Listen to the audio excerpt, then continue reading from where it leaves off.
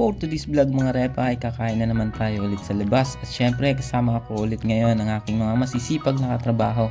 At ang kakainan pala namin ngayon ay ang Sitio Verde Buffet and Restaurant dito sa may Riverbanks, Marikina.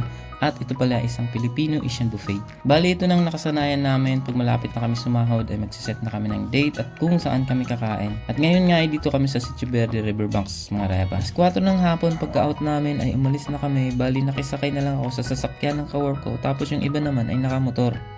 Mga 5:10 PM nakarating na kami sa Riverbanks at saktong 6 PM pa ang bukas ng restaurant. Kaya nag-ikot-ikot muna kami dito sa may mall para sakto gutom kami sa oras na ng kainan. Dahil Sabado ngayon ay maraming namamasyal at maraming tao mga repa. Pagkatapos sa mall ay dito naman kami sa may park nag-ikot-ikot. At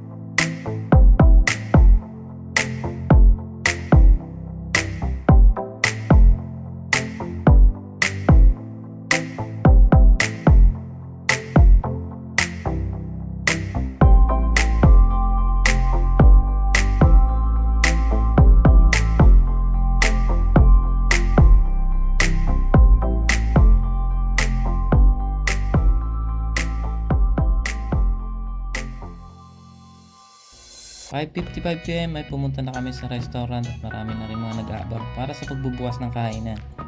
Monday to Sunday ang open nila dito, lunch 11 AM to 2 PM, dinner 6 PM to 9 PM.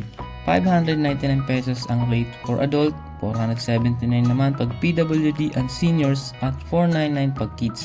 At free naman ang children below 3 feet. Saktong 6 PM ay pinapasok na kami mga repa at pagpasok mo ay nakabungad na agad ng mga pagkain.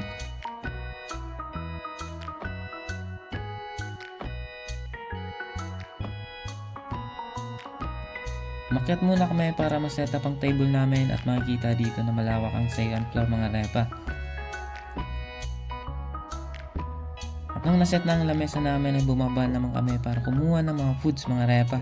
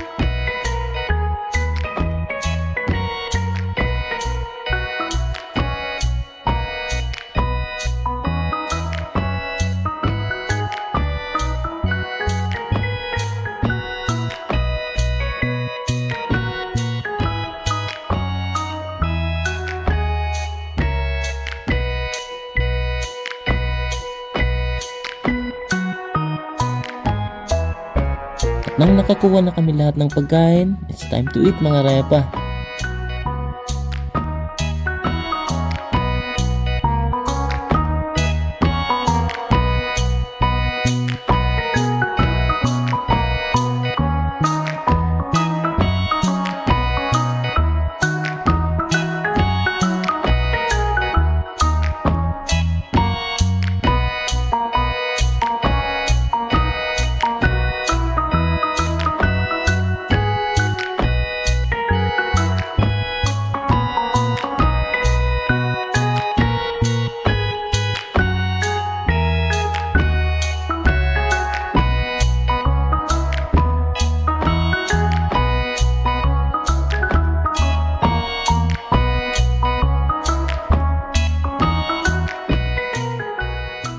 dahil birth month ko ngayon ay meron pa cake ang grupo. At syempre, pag may cake, may kantahan.